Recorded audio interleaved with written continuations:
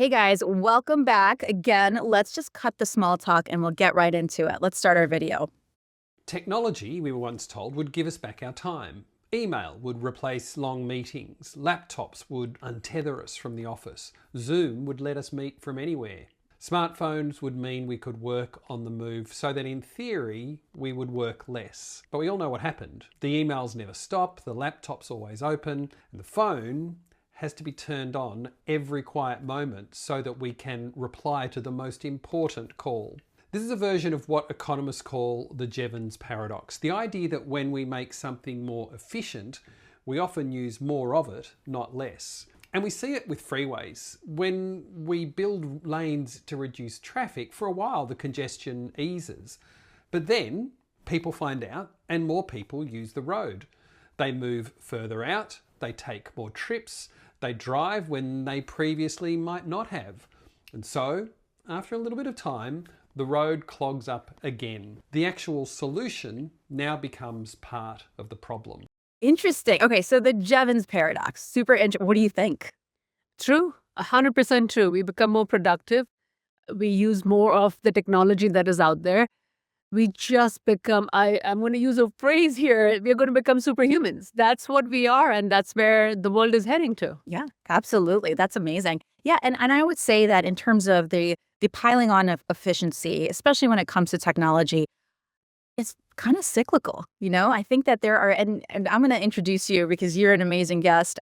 We're going to get into that, but exactly what you have experienced in this massive time frame that you've experienced technology over the past 20 years is it's cyclical, and there are always changes and there are always new things that are coming out. And so essentially today, our podcast is centralized around change and the way that we're adapting and what happens when new technologies are constantly coming in. Hi, guys. I am Alia Kizilbash. I am your host of the Alia & Co. podcast, where we talk about complex things and we break them down, especially in a world that is being rewritten by technology. I have a guest here today I'm excited about. It's Nahel Gandhi. Please introduce yourself. My name is Nehal Gandhi. I run a company called Parinamas, and we do everything in the world of technology for enterprise businesses. We do all enterprise business technologies, but the last 3 years, as Alia was mentioning, we do a lot of AI. We've been implementing AI at every level. We've done plenty of chatbots, but beyond chatbots, we're building operational efficiencies these days with AI. And we've been in this business for 8 years, and talking about cyclical and talking about growth, I have never seen a faster pace of growth in technology than I have in the past 20 years. Yeah, exactly. And having given your career, because I want to delve into that, and then I want to compare it to this exponential kind of amount of change that we're undergoing at the moment.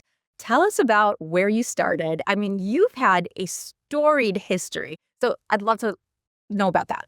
Awesome. My journey started as a simple C programmer on Unix. That's where my starting point in this journey is. I work for Nielsen, and Nielsen now has NielsenIQ. Nielsen now is a whole different ballgame than when I started. But Nielsen basically deals with data. So I have been in this data business for the past 23, 24 years. But I was a C programmer at Nielsen. We played around with all sorts of data. Back then, fuzzy logic was a big thing. And now no one talks about fuzzy logic. But that's my journey. That's where I started. After that, I worked for a company called Performix, which is a Chicago-based affiliate marketing company that became DoubleClick, that got acquired by Google, and had a lot of fun there as well. The ad tech space was coming to being, and as part of that world, the whole .com was happening, and we were part of that whole .com era. It was a lot of fun doing that as well. I quit that and I moved to Dubai for 4 years, and I was in a telco business for 4 years, creating a Middle East, North Africa product that was more for content creation and content distribution in the Middle East, North Africa, 21 countries. We built that. Left that, came back, and ironically worked for a tractor company that was Casey Holland and Fiat. And I did that for about 5 years, and that was a beautiful journey. Started off managing their .coms, ended up managing their mobile platforms, ended up building their connected platform and their autonomous tractors. That's what I built. Left that, I started my own consulting about 8 years ago now and do everything from IoT, digital transformation, AI. I have a team in India that does build and development and releases great products across lots of corporations. But that's what I've been busy with in the past 8, almost 9 years. Mhm. That's funny because that like past 8, but then I think you've always been very busy, I mean, if you think about it. But what's the beauty of your experiences is starting in a place, I mean, Nielsen, people think, I mean, at least from my lay sort of kind of experience, it's like they used to, the surveys of what you're watching on TV, et cetera, but still it's a collection of data, right? Yeah. And, for you to be in a space pre.com, Yes. because that's like, for a lot of people out there, like I will, I found this TikTok video before then. It's like, oh, I have experienced so many tech cycles. It's like, oh, what is it? You start with the mobile phones, and then it's the apps. Anybody was throwing money at apps, and then people were throwing money at SaaS, and then COVID hit, and then it's anything remote, and then that ended, and then AI. And it's just like, really? But what about .com and Prius? Like that? It's just so.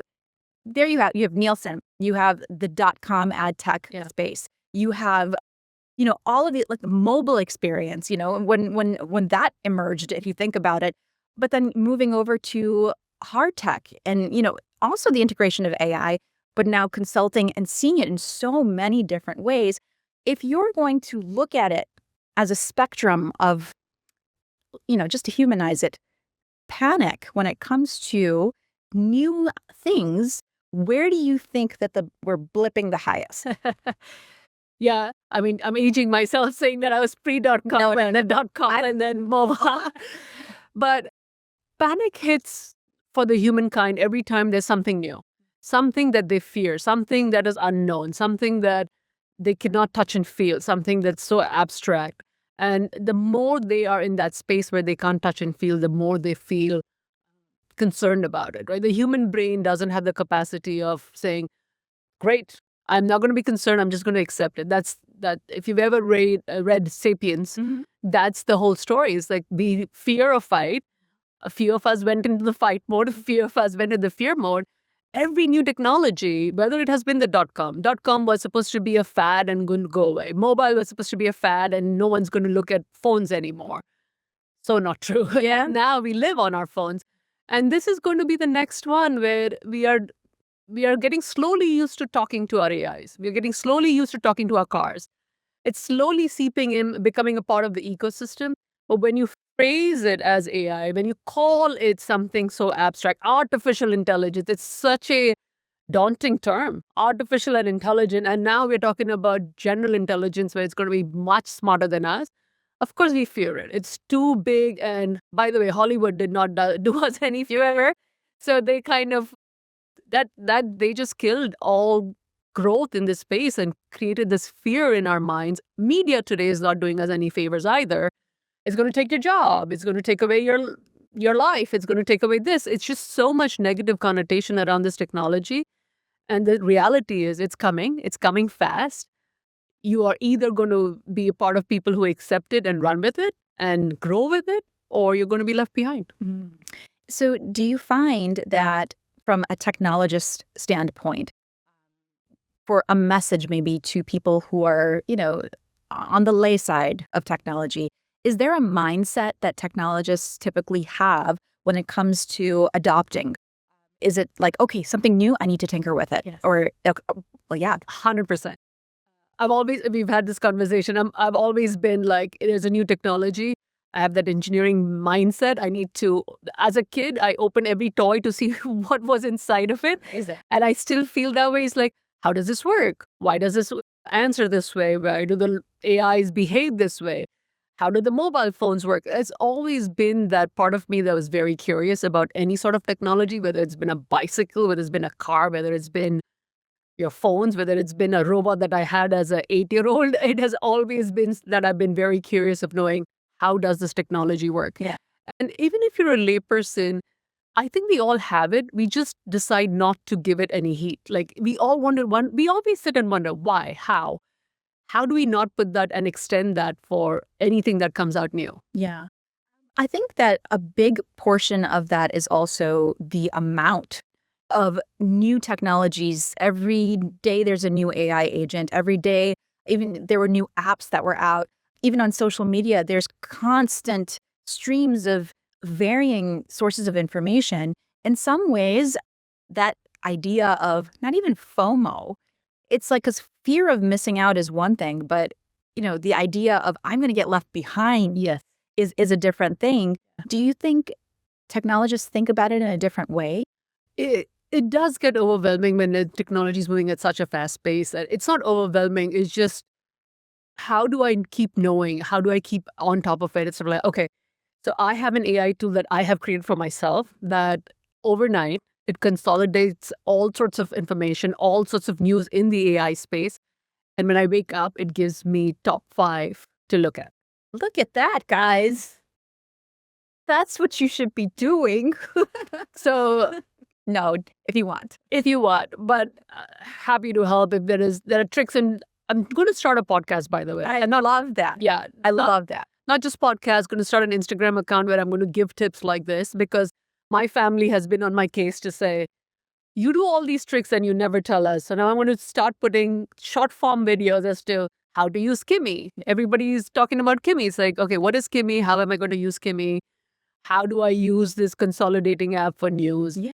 How do I use Notebook LM? Yeah. So wait for it. It's coming. Good. And and that's the thing is, though, the tangible kind of like pieces of advice, right? I think that a lot of people are constantly feeling like they're going to miss out on something and they don't even know also where to begin, right? And I would say that there are so many sources. The problem is that there are so many sources.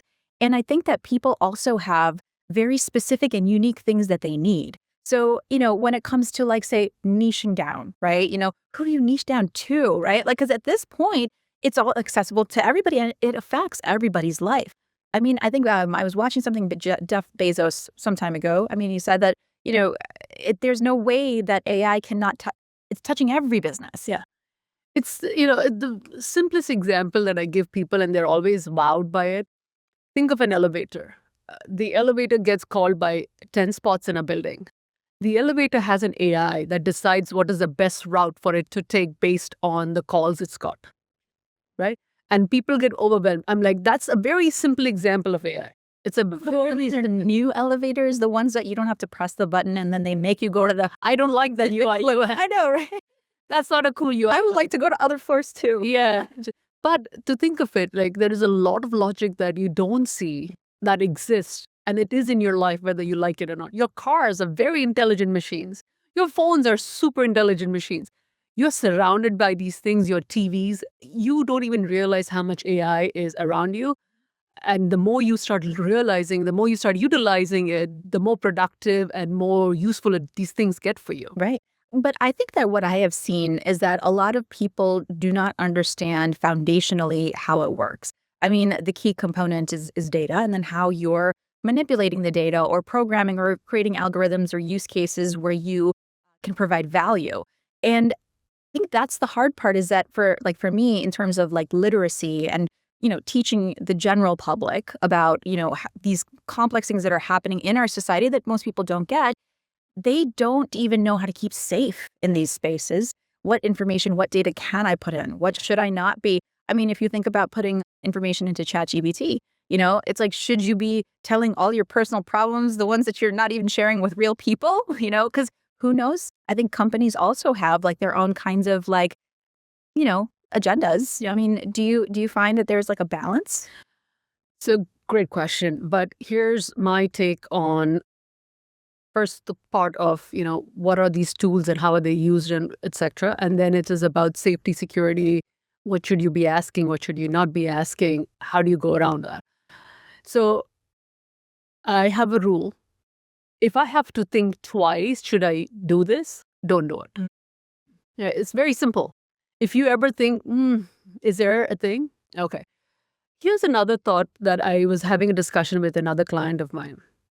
They did not want to put their information in, and simple information, who they are, what they do, kind of a thing. And I'm like, you are in there trying to find your clients. You're in there trying to find who's your best fit. On the other side, there is someone trying to find you. If you're not exposing your business, you're not telling them what you're in business for, how are they finding you in that same platform? So do share. Do share your business. Do share what you're about. Of course, don't share certain things that you don't want to number. No, yeah. Don't share your bank routing number. But do tell them what your business is about, because otherwise they're not finding you. Yeah, and that's true. And I think that in some ways there's healthy skepticism. Yes. And then there's extreme skepticism. But unfortunately, when there's no skepticism, I feel like a lot of times people trust it so blindly. They do trust it blindly. There are use cases that I've heard stories about how somebody killed themselves and AI helped them kill themselves and stuff like that. That's a bit extreme.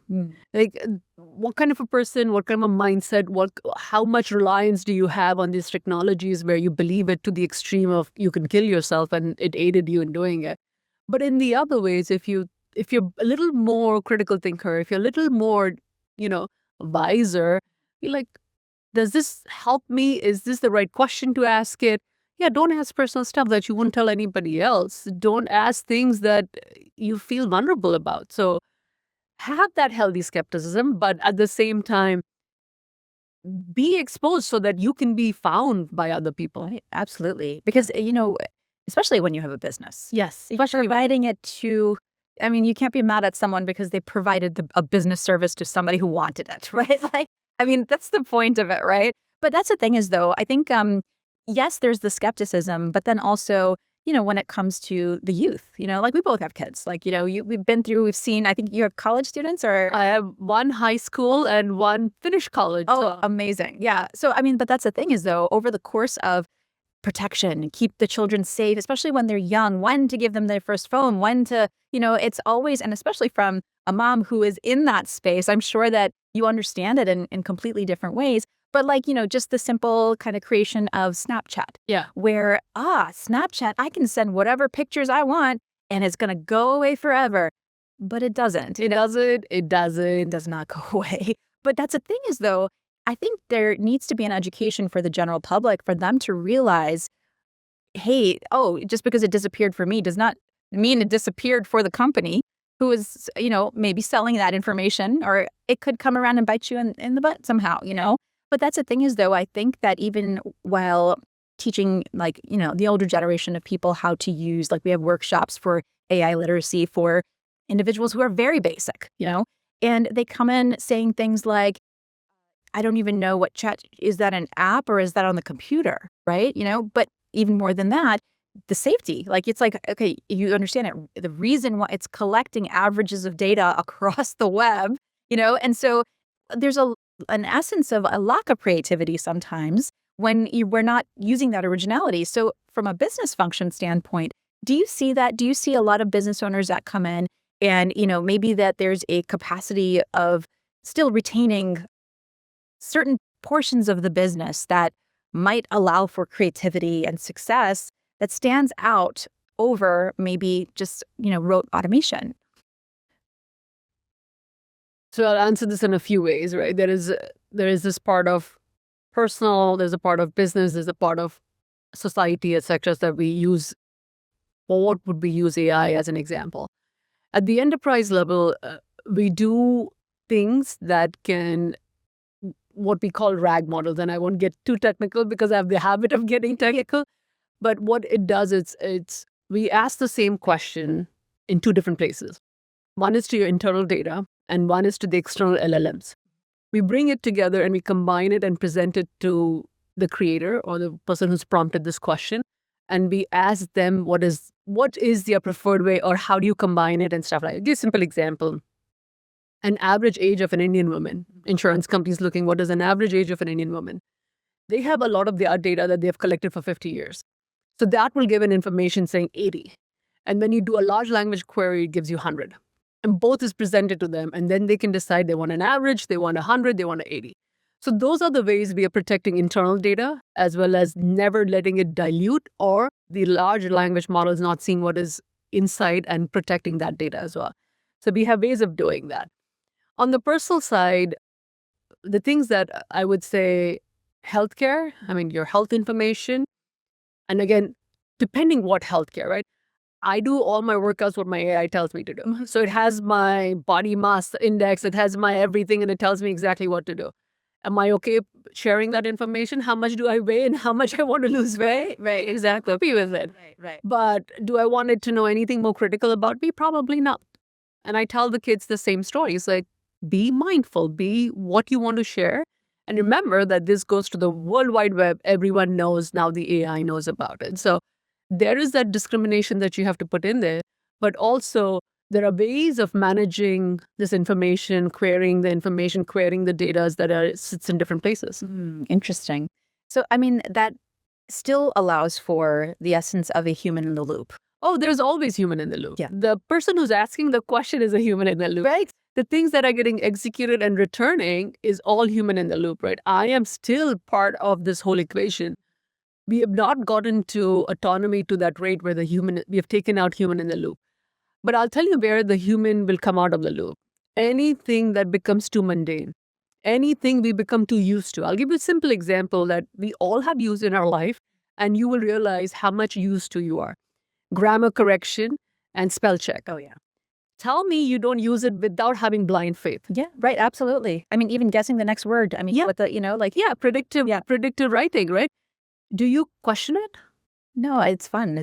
Thank God for it. Spell check. Everybody uses it. My kids don't know how to spell half the words because of spell check. Spell bureaucracy. Spell bureaucracy.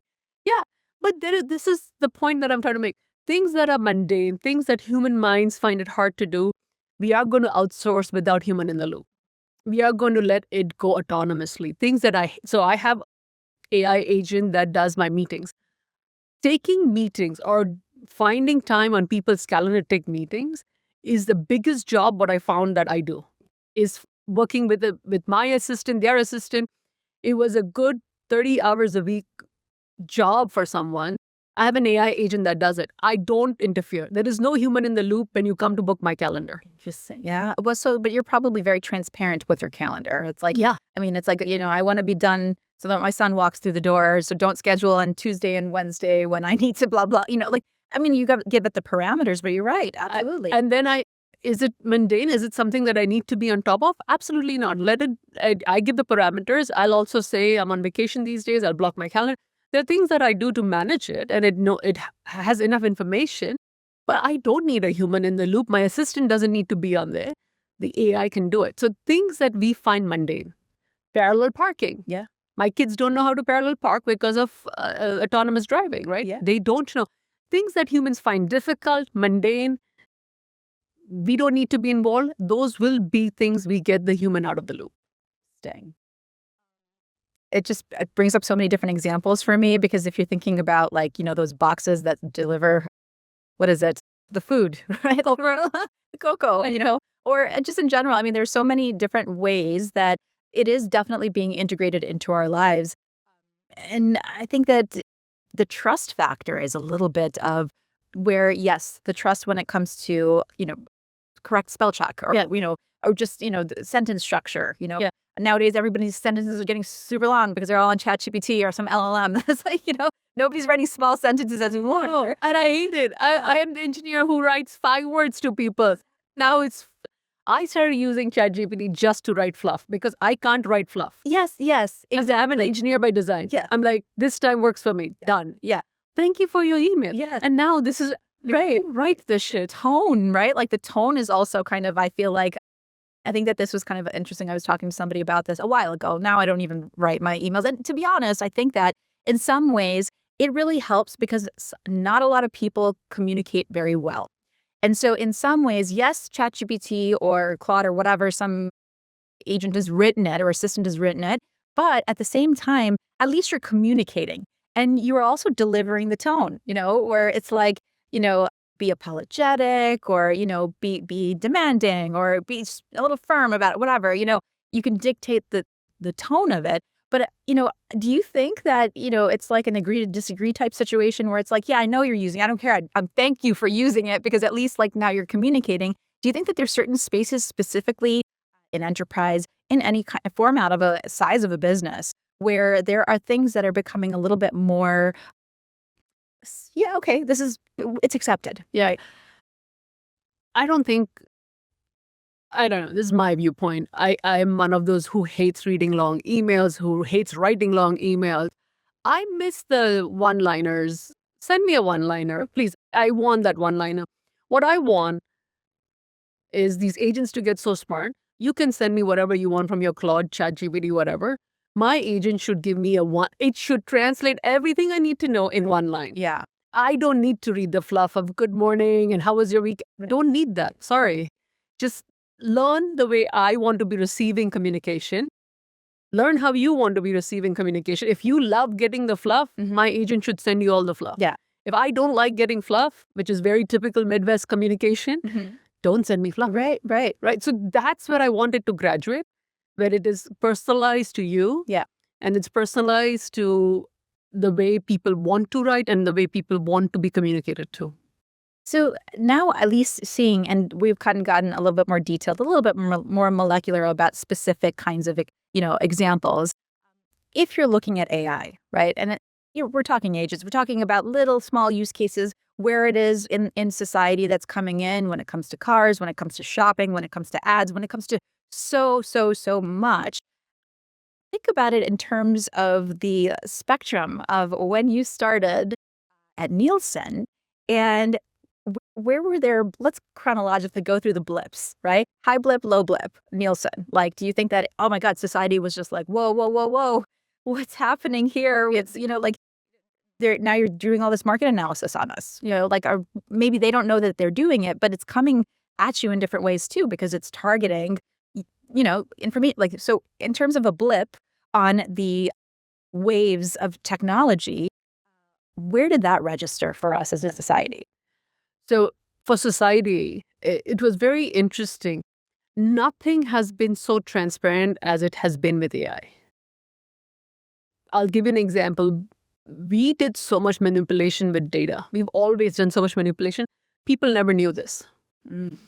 Like, I'll give you an example we found in fuzzy logic that if a male is between the age of 25 to 40, goes into any store that sells diapers, will buy beer on a Thursday and Friday. The likelihood of them buying beer is 80%. Okay. Right? So right outside the beer aisle, right outside the diaper aisle, you'll have a beer carousel to buy beer. No one knew that. You bought it. You didn't know that we know the logic that we put it there for you to buy. How did you discover that? Like, and I'd love to let's get there. Yeah, not everybody knows what's behind that velvet curtain. Yes, so it's data. It's pure data and analysis to do all these breakdowns and do all this logic. And we did basket analysis. What were you putting in your basket?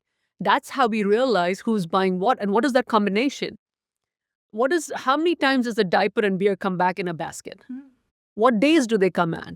Who's buying it? So we can do all those analysis back then, and we came up with those things, giving them decision abilities to say, okay, do this. This is the best combination in a basket.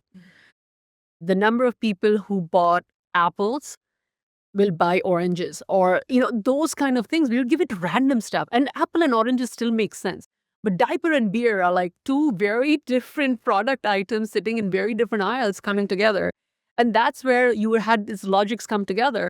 But back in the day, doing those things, but day-long events, they were like, those data crunching was like not something we could do overnight, right?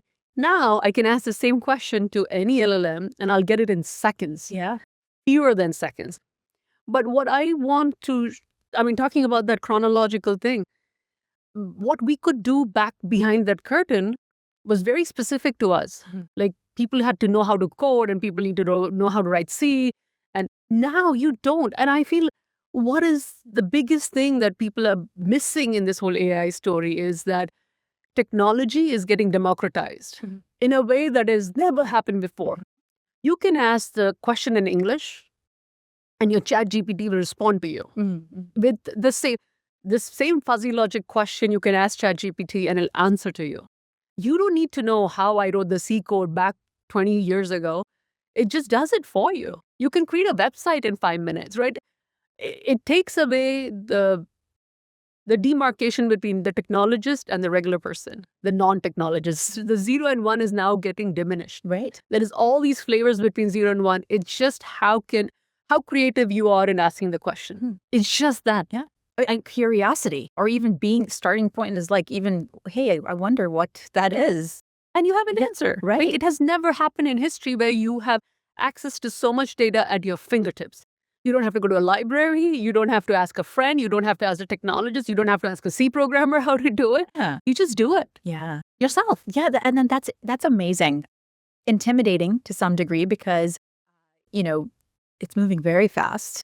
And, I think that, but also from a technology perspective, and maybe me putting kids through college right now, it's like, okay, what's the right profession? Because the thing is that with so much change that is constantly happening, where is the safe space for anyone? Yeah. If you think about it. So it's very interesting. I studied something. I never studied what I am doing now. Yes. Tell me if you are. No. Yeah. Tell me if anyone. Yeah. I'm a microbiologist. I'm a microbiologist by degree. Exactly. Right? Who uses it? Yeah. Right. So I've studied a lot. I have lots of degrees thanks to my mother. I have insane amount of education and it kept easy. So I kept doing it and kept giving my other. But it's like even us, we never use the degrees we think. But I think the thing that I learned while I was learning and studying, how to study, how to be curious, how to keep learning the new things, keep curious and keep learning and keep being hungry and I study 8 to 10 hours till date. Mm-hmm. I spend 10 hours studying, if not more. I'm a little nerd and a geek like that. So let's walk us through your day then. because the thing is, though, I think in a society where so much is coming at us, the ones that are keeping up in terms of relevancy, I mean, they're lifelong learners. I mean, you have to know that you're not going to know everything, right? If we knew everything, what's the point, right? But I think that people need to hear what that looks like. So for someone that is in technology, that is helping companies, but then also staying relevant because there's so much fast advent, in so much technology, so much. So tell us what your day, walk us through your day. So my day is very typical. Starts with early morning meetings, goes on till lunch and then networking and stuff like that. But a lot of my weekends, a lot of my evenings, if I hear something, I'm diving deep.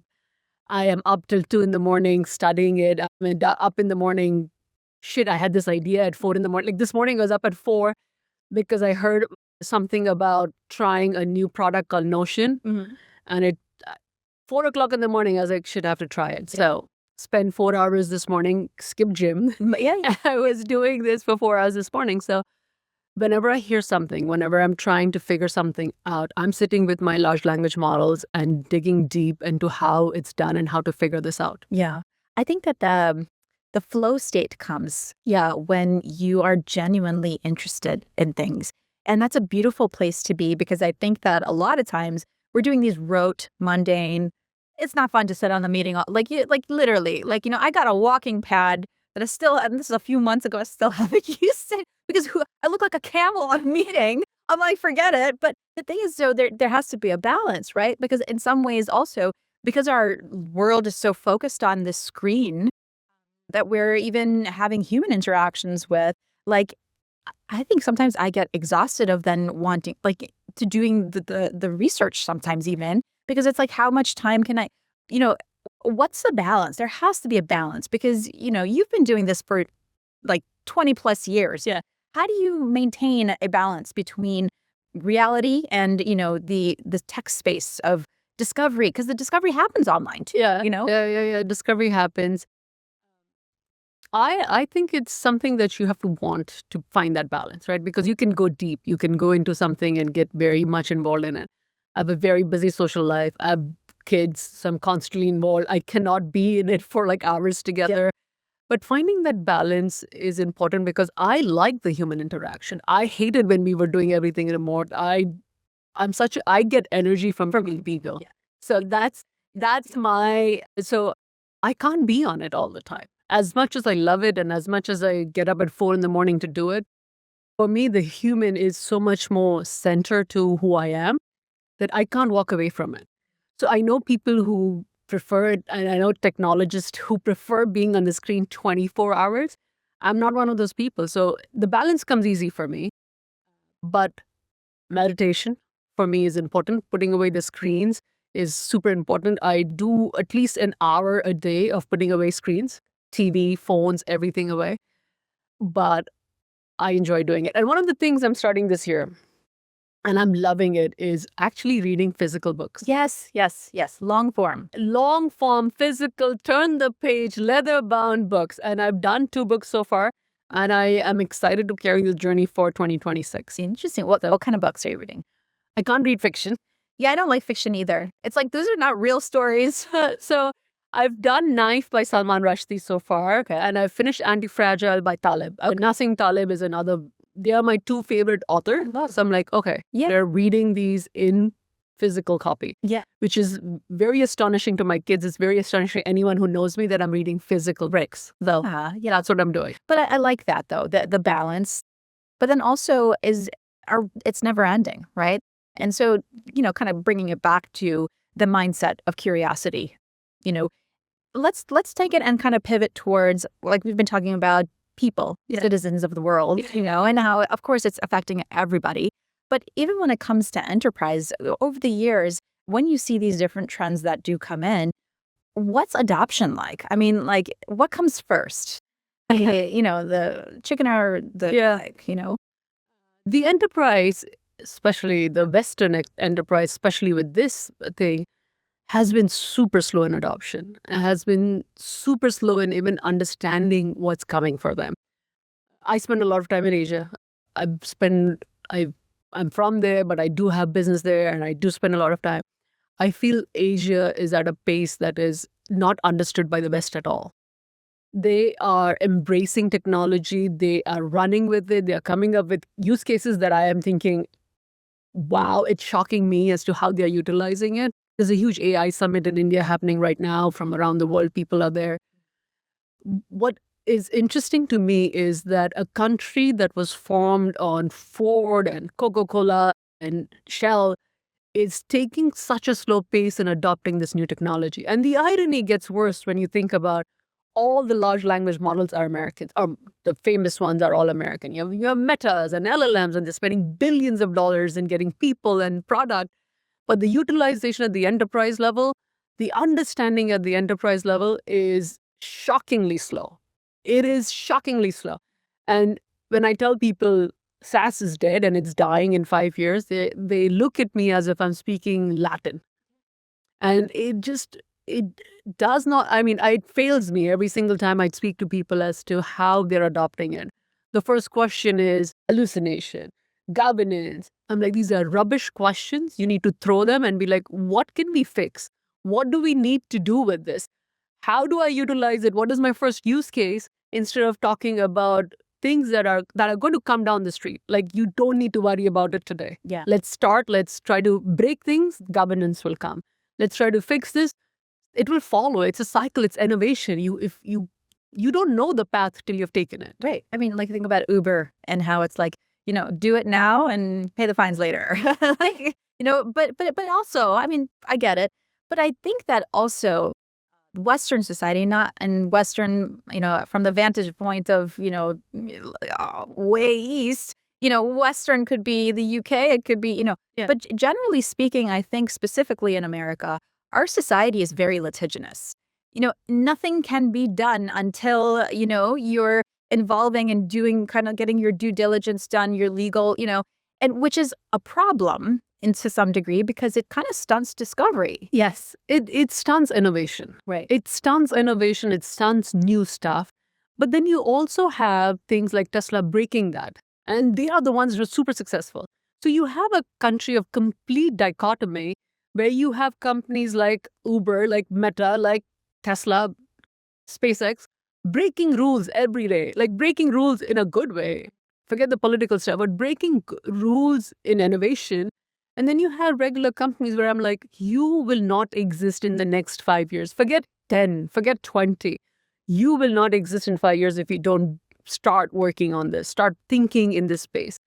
And it fails me. It just I can't see it. The amount of, I would say, individuals that have become hyper affluent because of the risks that they took are not, there's a very different kind of structure to that kind of a human being. Yeah. I mean, Elon Musk was South Africa, was he? Yes.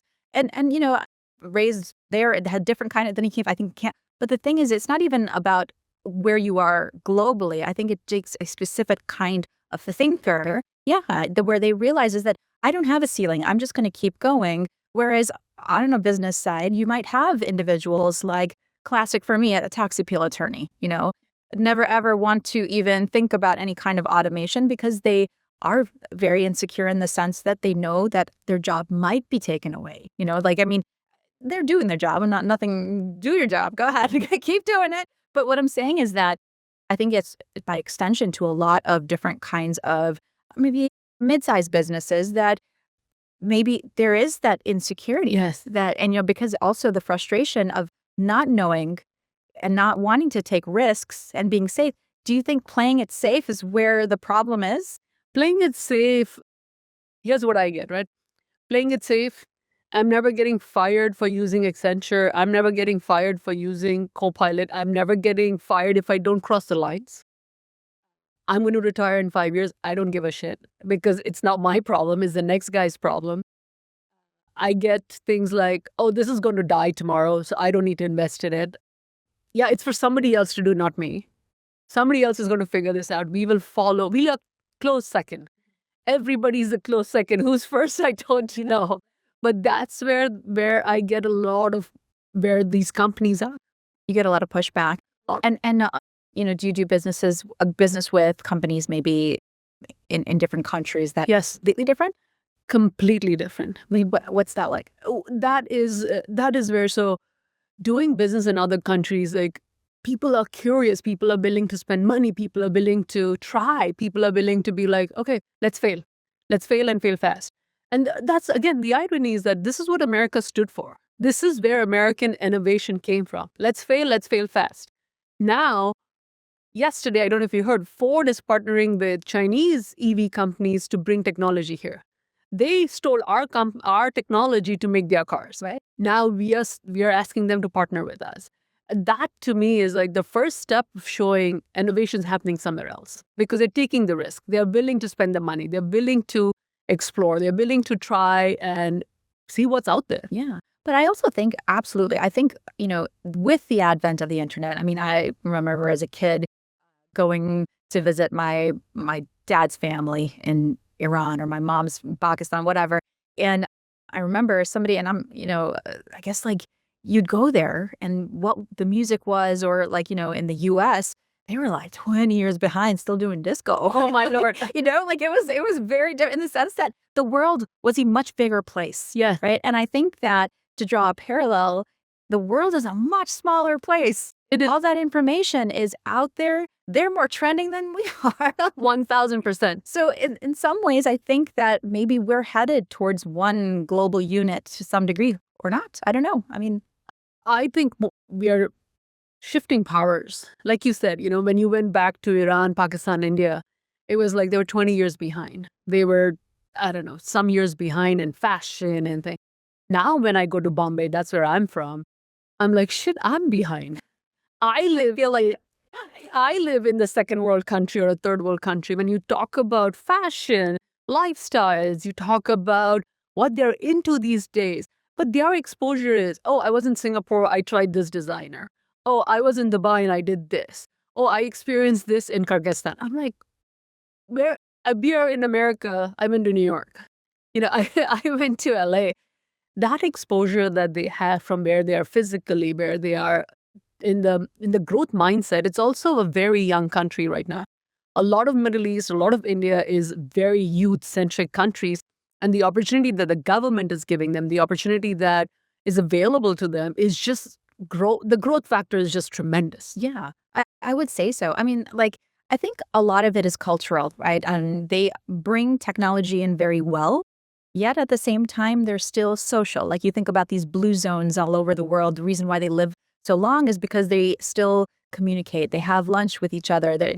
And so in some ways they integrate it very well. And there is a culture to that, I would say. So I was in Japan. And what's interesting is that they have a huge aging population. And then there's nothing in between. And then A very young population. But the way that they are adopting technology is so fast, not so much because they're curious, it's because they have to. I went to, this hotel that I checked into. Everyone was like 80 plus that was working there. I was like, go get another key for the key. I went downstairs. They're like, just text us in. Went downstairs. They're like, who are you? I like forgot who we were.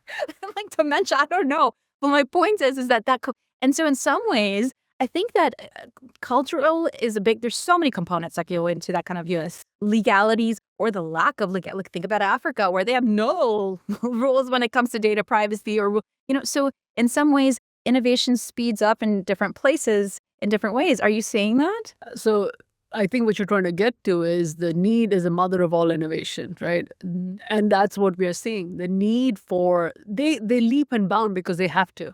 They're cost conscious, so they have to find cheaper, better ways of doing things. And they're utilizing technology in a way to get there. Whether it is through, AI, whether it is physical AI, whether it's, building new things. It is immense. They have to do it. Like you said, it's a need and they're like innovating fast and furious. And we don't have the need. We're a little too comfortable where we are. And our needs are not so pronounced that we are like jumping towards these products and these technology. But in some ways also, I think that governance has a lot to do with rate limiting, right? One thing I discovered there is that the transit system is privately owned. Yes. So that you can come in and innovate really as fast as you want. I mean, you take a train, there's like 10 different companies, 30, 40 different companies of train systems that are not, they're exclusive, right? And in the sense that, but then you see the amount of, like you have bidets on the bullet train, right? Like it's such a very technologically advanced society. Whereas, you still have 100-year-old trains that are running in the US where sometimes, me having to deal with government, sometimes it's like they're screwing themselves, right? Like, in some ways, I think it's difficult because they're not innovating fast enough. And it won't happen. There's no need for it. We've done our stuff and we are sitting on our history and we are relying on our history to take us forward. And it doesn't work. You have to break some of those things to go forward. Elaborate a little bit more at relying on the history. So I don't know if you've spent time in Europe, but I've spent a lot of time in Europe. Their biggest pride is their history. Mm-hmm.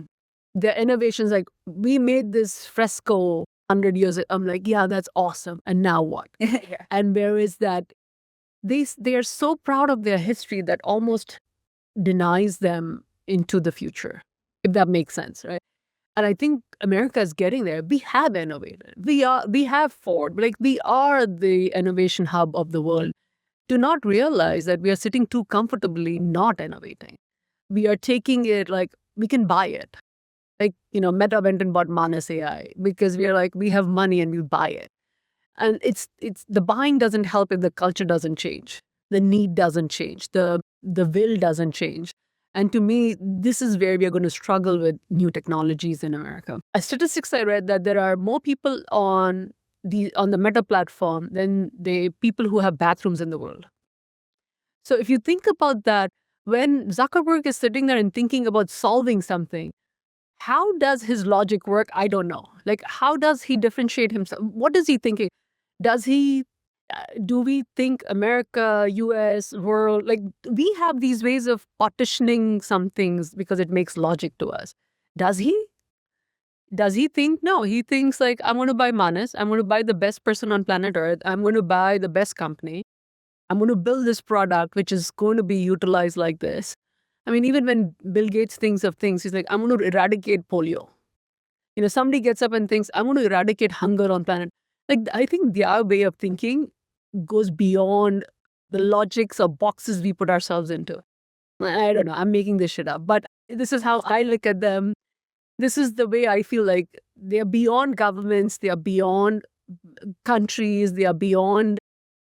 Like, a lot of them have even transpassed planet Earth, right? They are thinking, how am I getting to Mars and how am I getting to Moon and how am I colonizing that and how am I getting minerals from comets? So their level of thinking is beyond what I can get to, or like I'm thinking still my domains and my function. corporate America, corporate India, like I have a different way.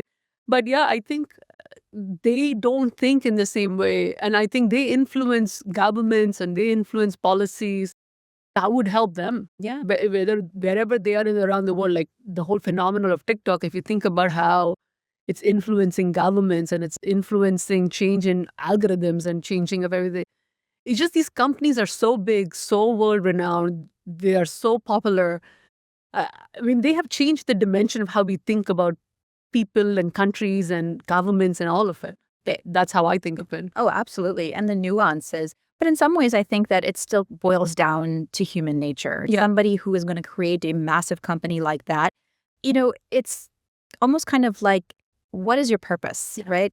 If you have surpassed a certain level, I think it's like the idea of, when it comes to dating, right? You think about like, if a guy is going to see a beautiful woman and she's throwing herself at, then her value might be less. You might be like, why is something must be wrong with her, right? Like, I'm loving this analogy. I just say, but in some ways, so it's like, but maybe somebody else that, he keeps having to go after, fight for, like fail a few times, that thing has value to some degree, right? And I would draw the parallel back to business. It's like, when you have had a certain amount of successes, you want to level up a little bit more. So initially Facebook, started college camp, whatever, then national, global, and doing well global. What do you do next? What do you do next? So for a human being, the thing is how to find purpose and value, right? Where now I'm going to kind of bring this circle on right back around, and my final question before we go, and I love talking to you because I feel like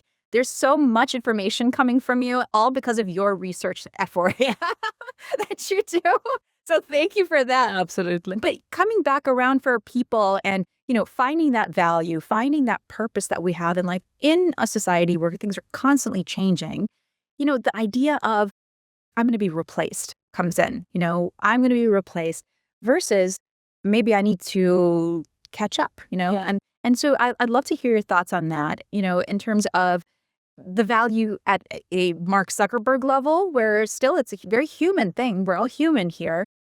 And finding value as a day-to-day human, we're all uniquely human. Yeah. At the same time, we're still capable. Anybody could be the next Mark Zuckerberg if they wanted to be, because I think age, even, youth, lack of knowledge, if you want it, you should go after it, So I'd love to hear your thoughts on that.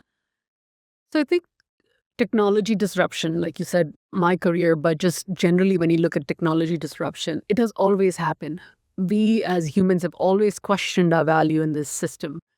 We have always tried to define our value. When we were riding carriages, we tried to define our value. When we are driving cars, we've defined our value. When we are not going to be driving cars and the cars are going to drive themselves, we're going to define our value. And this is a constant evolution that humans have made. This is the evolution that got us so far. This is why we're on top of the food chain. This is why we're looking to start a colony on Mars and Moon, right? And there is fear and there's skepticism. I get it. But the value of the human becomes even more precious because the human is so much more valuable now. I think in the industrial era, we became invaluable. And I'll explain myself, right? It is that we became part of the line, right?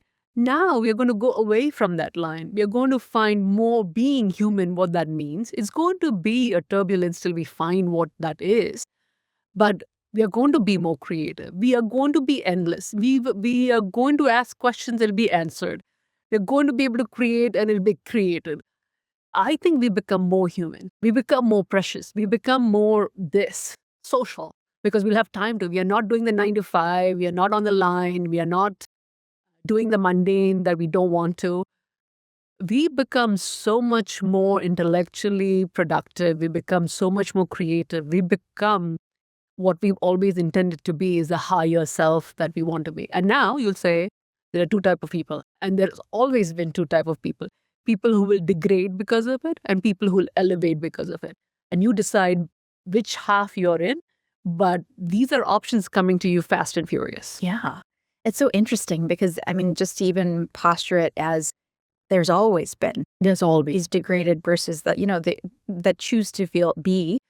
For them, it's like almost like, but you have to recognize what it is that is degrading you to some degree. And I think the problem is there. If you're not searching for it, then you're not searching for it. So, okay, so tell us about you. Where can we find you? Where can we learn more about what you're doing? Please give us the details.